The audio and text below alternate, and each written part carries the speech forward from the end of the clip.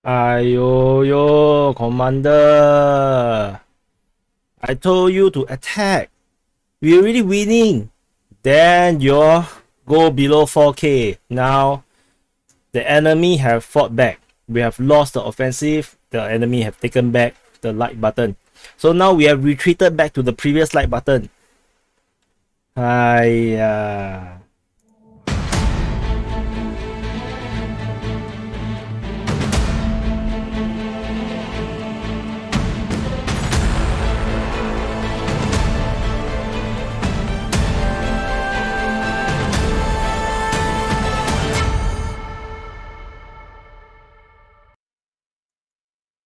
Hello everyone, this is Defense Politics Asia, and this is the summary for 2 days actually, for the day of 95 and 96. So yesterday there is no summary because very little thing had happened. By the time I was looking at the I've gone through all the things and there is very little thing to report, so I did not I feel that it's not necessary to do a summary.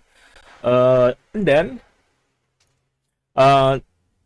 today there's a lot of news that came out, and despite we have 2 days, we only got 3.9k likes.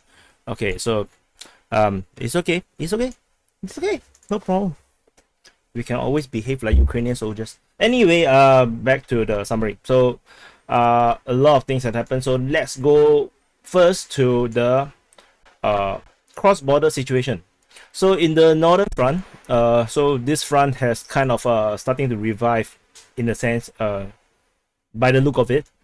So there is a cross-border shelling at Yazulivka, Manukivka, Boyaro Lazachi, Kindrativka, and there is also an airstrike on Mariupol as well as Zaporizhzhia.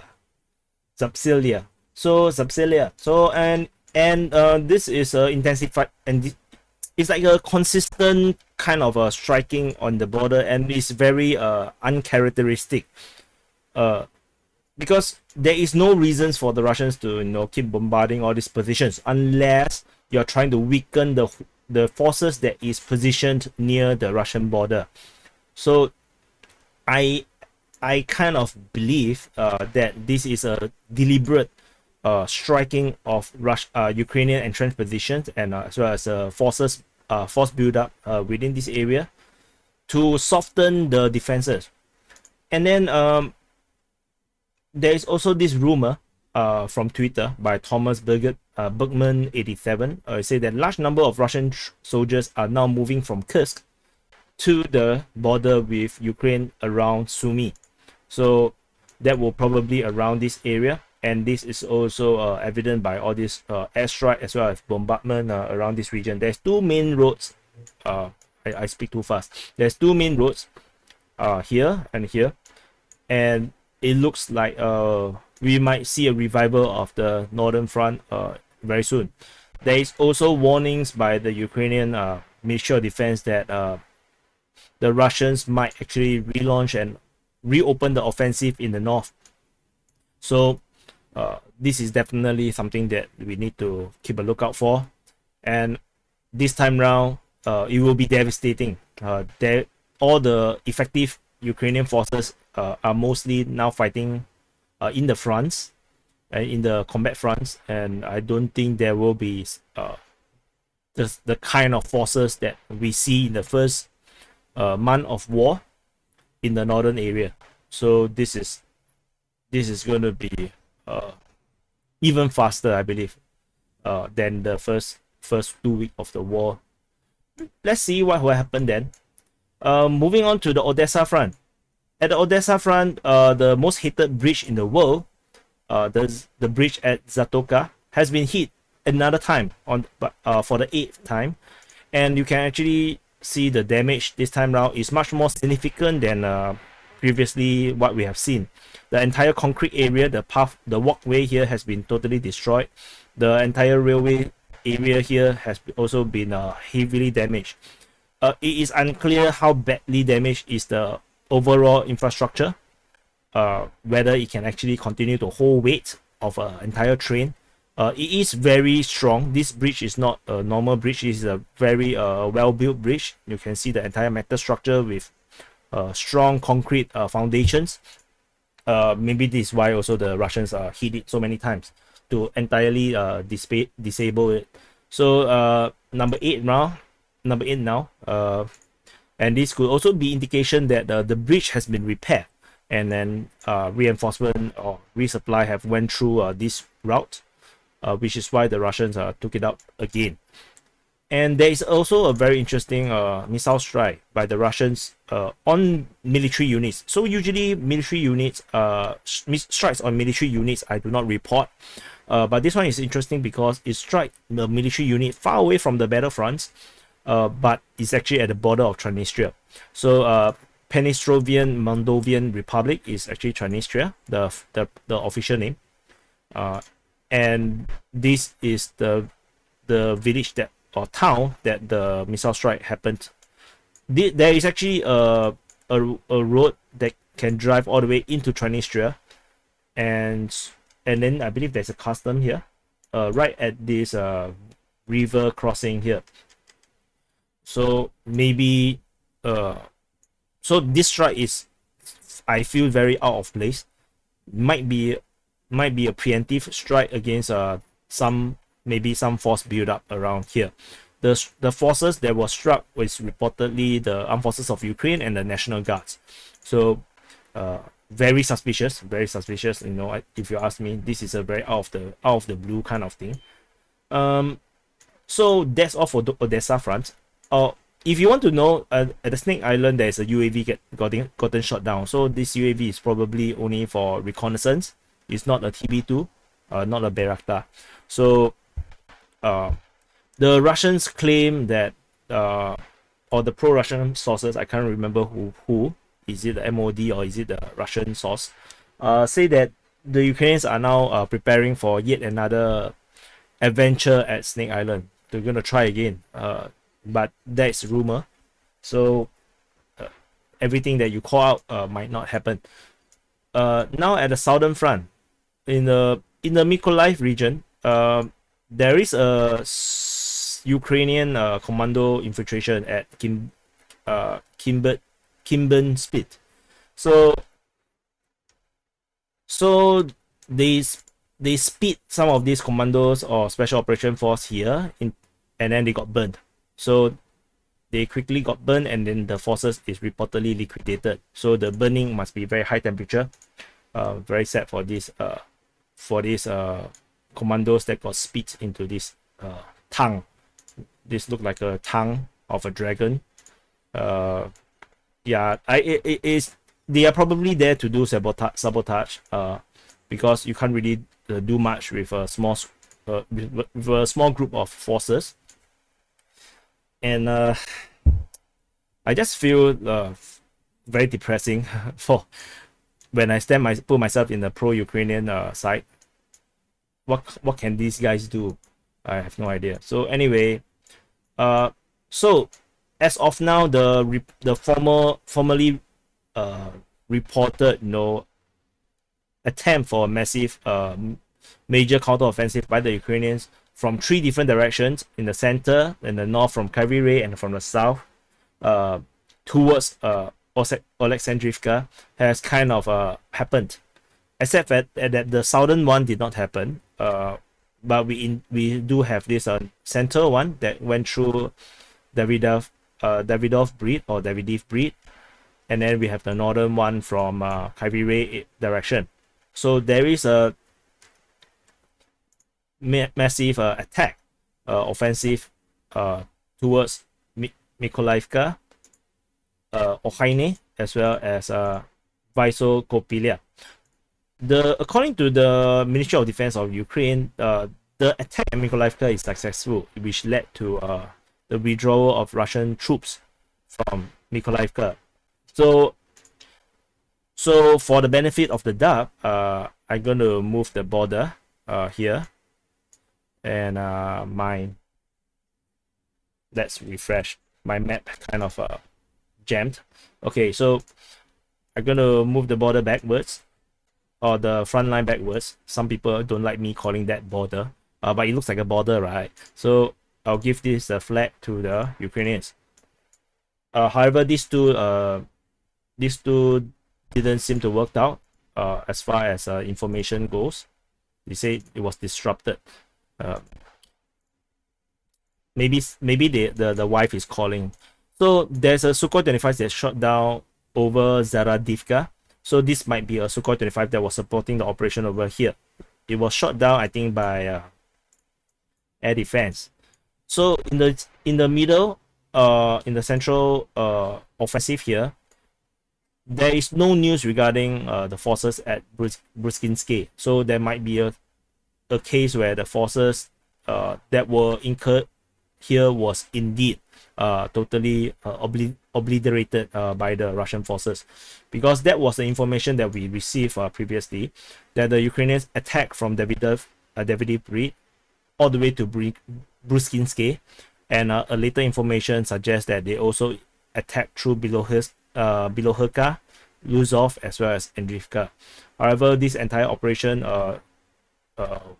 was discovered by the Russian forces, and before the troops can even do much, they already got bombarded by artillery and stuff like this. Reportedly, between 10 to 20 vehicles was destroyed. Over, between 100 to 200 over soldiers was reportedly killed. And according to the Russian sources, the Ukrainians tried again yesterday with another armored group to try to capture a bridgehead. However, this operation seems to have failed as well. According to the Russians, the offensive was thwarted. So the location here previously, I believe, was captured by the Ukrainians, is now under Russian hands again.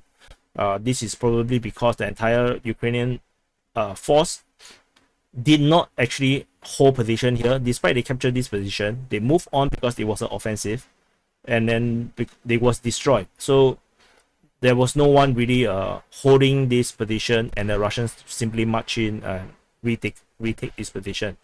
Novohorivka is still probably under Ukrainian control, and I have moved back the Russian front line all the way to this area. So the overlapping suggests that the situation here is unclear. So in case you guys need to know what is unclear, because a lot of people tell me to add another color and another border to show that that area is actually disputed. Actually, if you see two borders do overlap, that's actually disputed. Although I do not put the Ukrainian controlled territory everywhere, because I think it will just be very misleading. So anyway, this is the situation here. If you want more information, go and watch the quick update for this update here. There is also a Sukhoi 25 shot down over Kobzapsi, and this Sukhoi 25 is probably supporting the operations around here. Not sure what shot it down. Might be air defense. So that's all for the Southern Front. I think this all fighting is probably gone. It's 27th of May. So let's delete it. It's been too long. So no other changes in terms of the front line. There is no update in terms of Zaporizhzhia Line. There is no update in terms of the situation here on the west of Donetsk city. There's no update also in the north of Donetsk city. The entire attention is mainly around here.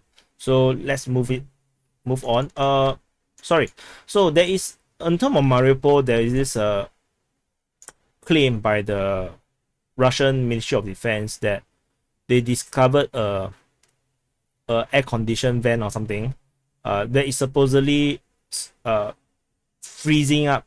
I'm not sure the translation is correct. So maybe there's actually this container that is supposedly freezing all these dead bodies. There's over 100 dead bodies of the Ukrainian forces inside. And then they discovered that there is 4 bombs rigged within these dead bodies. And then they managed to to disarm all these bombs. And upon interrogation of the Azov battalion soldiers, they discovered that it was under the order of Kiev to actually plant these booby traps within these bodies, so that when the bomb go off, they can actually blame the Russians for blowing up the dead bodies, in a kind of a humiliation or inhumane kind of way to deal with dead bodies, something in that extent. So it's actually published by the Ministry of Defense of Russia. I did not want to put it in here because it actually doesn't make any difference in terms of the strategic picture, but it's just something that is accused by the Ministry of Defense of Russia. I find it really sad, that something like this happened. Of course, you can say that we shouldn't believe the Ministry of Defense of Russia. So yeah, I don't believe it. I can believe it. It doesn't really make any difference to the war. Not that even the blowing up of the bodies were going to change anything. People already hating Russia will continue to hate Russia. So I don't think it makes any difference. No update in terms of Odessa area, in terms of New York. There's so all the way here at the Bakhmut Front now.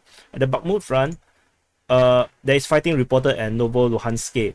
So this attack haven't succeeded in a way. That means the Ukrainian defenses are holding up in this area. So they are taking a very huge risk because Dolomite, the supposed, it looks like some people say it's a chicken farm or a pig farm, I don't know. And then it also looks like a concentration camp to me. There's more here. So the Russians can actually go up and encircle and then cut off the reinforcement route, which is probably already cut off by now. So these forces that is holding up here are rather silly to hold up here. So I feel a bit sad for them as well. So moving on further north, there is no update in terms of Pokrovsk, and there is no update in terms of the area around Soledar. So now we are at this mouth of the what should I call this? The bear pit with boobs. No information, no updates in terms of all these areas, with exception of Komishuvaka. At Komishuvaka, there is firm information that the railway station at Komishuvaka, which is here, and the surrounding area is now under Russian control. The Chechens, sorry, I think I clicked so fast. The Chechens claim that 90% of Komishuvaka has been captured. Let's see. Because Chechen words are usually very too excited. So let's see how this goes. But the fighting continues at Komishuvaka. There is no update regarding Kharkiv and Zolote area, which is we are now in the southern part of Luhansk Front. This entire offensive into Toshivka has failed. So I think it's the Ukrainian MOD say that the offense by the Russians are successful, or it could be a pro-Ukrainian source. Kind of forget about it. So I'm going to remove this, and I'm going to remove this, and I'm going to move this poke back to where it's supposed to be. So it's now looking like a London Olympic logo kind of abstract thingy. No news regarding Ustinivka. And then okay, so now we are now in the Luhansk front in the north. At Severodonetsk area, the Russian forces have captured Mitokine. So this might be a belated information. I'm not sure when did they capture this location, but at least we got this information now. So we managed to actually move the front line. And according to 3 different war reports, these two, I think this is by the Luhansk unit, this is by the Chechens, and this is by another group. Not exactly sure who are they, but they are all of course escorted by soldiers. They have reported to have, they are reporting from these locations, and then from there I can actually exert a 1 kilometer radius of safe zone which indicates Russian control in these areas. So this is also 1 kilometer. I'm not going to go through again the videos from these regions or the links, because I've already covered it in a quick update. If you want to look at the more detailed breakdown on how I geolocate and stuff like this, how I come out with all these things, I can go and look at that quick update. In terms of this Chechen one, I haven't shown you yet. I can actually show you. So they were moving along the street, the Chechen forces. This is in the middle of the residential area in Severodonetsk, and they're walking down. This is like the main boulevard. So yeah, the word boulevard. Just now during the quick update, I cannot remember the word. So they are in the main boulevard area, and then they meet with the residents. They talk to them. Whoa, sorry for the audio. And they were chatting. They are really welcomed by the civilians. And then this is like a main boulevard in the city center kind of thing. And yeah, and then they changed the flag as well. So that was geolocated by Def Monitory, and to be around here, which there is this massive hangar looking thing with a Ukrainian flag. That was actually in the video, which we did not see just now. So anyway, that's 1 kilometer around.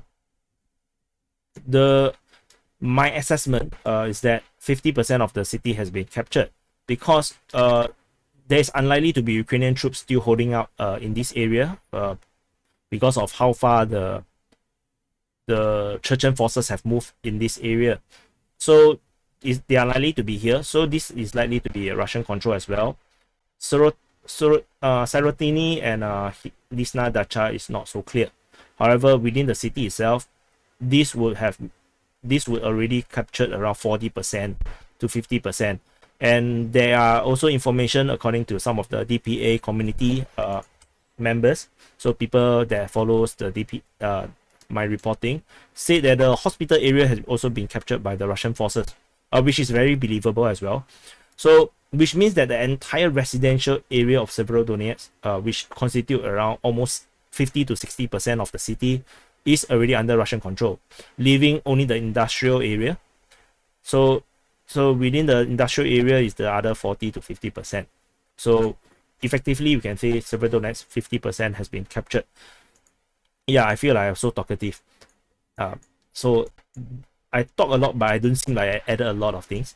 So moving on to the Izyum Front. At the Izyum Front, after the liberation of the crispy lemon, the forces have went to Dnipro, captured it, Stary Caravan and Brusivka. So all these southern villages below the lemon has been captured by the Russian forces. However, there is still a resistance at Shufrov, and they are currently fighting here. The reported is a small pocket of resistance by the Russian source, so they are still fighting around here.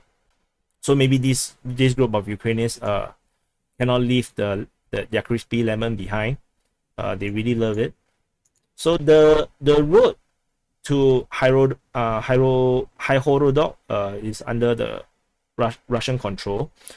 There is rumors that it's fighting within Highorodok, but I don't think so. The Chalk Mountains is under the control of the Ukrainians, and reportedly that the Ukrainians are able to use the Chalk Mountains as a effective fire control over the entire region. So let's see how this goes. In terms of the crossing here, these two bridges is already destroyed previously by the Ukrainians themselves. The only crossing now is through this dammed area, this dam, over the Severodonetsk River, and I don't think this dam is destroyed. So the Russians still are able to cross through this dam here. So that's all for this part. There is no update in terms of Sosnov or Bahorodashne. Fighting continues at Dovhenke. The town is still not captured by the Russian forces. Still not. The Ukrainians are still challenging them for it. So there is no further updates in terms of Izyum. They are fighting around, but no real no real information that is worth reporting here. Now to the happy front. At the happy front, let's talk about happy news first. The town of Etnohorivka,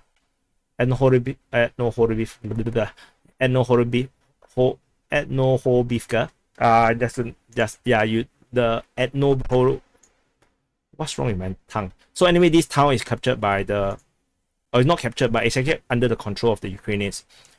Because they reported that the Russians actually shelled this town, and as a result, I have moved the entire border all the way up here, because if they are controlling this town, then the entire cluster of villages around here must be under Ukrainian control. So interestingly, there's another town of the exact same name around here. So this town is only 7 kilometers away. So it must be very confusing for the people living around here. Hey, where you stay? Enohorobivka. Oh, okay. Then they went to the wrong place. So yeah, so that's that. And in another happy news, the Russians reported five MiG-29s of the Ukrainian Air Force is actually flying around here, operating. So that's a lot of MiG-29s. So they can effectively control the entire airspace around here. Hopefully they are not flying very high, or they will be shot down by Russian air defense. So now to the less happy news. The turnover, the place where they kept a lot of gold and vodka, has been captured by the Russian forces. This location has changed hands so many times, I actually lost count. So I have no idea how many times this town here has changed hand. So the Russian forces recaptured Turnover. They also reportedly have captured Dementivka. And there is also fighting reported at Tokarivka, at Supivka, and at Ruska Lozova. And all these three locations, under by this Russian source, said that the fighting here did not went well for the Ukrainian forces, and they are reported to have retreated from these three locations towards the Zakuni line, which is this Zakuni is here, the Hachi is here. So they are reportedly have retreated the Hachi, Lisne, Zakuni, this line of defense here. But take that with a pinch of salt. Sometimes this information do turn out to be wrong. So let's see if there is any more information about Ruska Lozova being captured by the Russians, and maybe we will probably know if they report fighting at Lisne or at Shekaska Lozova. If there is fighting around here, then we can actually corroborate this information that Ruska Lozova is now under Russian control. The other two locations is actually already under Russian territory. So it's not very useful, this information, unless we suddenly see fighting reported at Bezruki or somewhere around here. So let's see how this goes. The information here is very confusing. So we need to take a pinch of salt. I know we all are having kidney problems. We need to do dialysis every week, but bear with the salt. We have no choice. There is rumors that the Ukrainians reinforce Komtinlia with equipments. Not sure what do they mean by equipments. Is it tanks, APC, artillery, or is it equipments in terms of like oven or television, radio, I don't know, or computer. So anyway, or PlayStation. So those can be equipment too, right? If you think they are equipments, they can be equipments. So that's the update from the Kharkiv Front. So there is also reports of reinforcement reaching Dnipro via train. So the train is still working, and 30 units of military equipment again, but this time around they got the word military here, arrive at Dnipropetrovsk. Anyway, just Dnipro. So that's all. So that's the update. That's the entire summary for the day of 95 and 96 for the 29th and 30th of May. And I'll see you. Do press the like button. I don't think I need to remind you this, and also do share this with your friends and family who cares about the war, or their contacts that actually wants more complete information about this entire war situation. So I'll see you in the next update.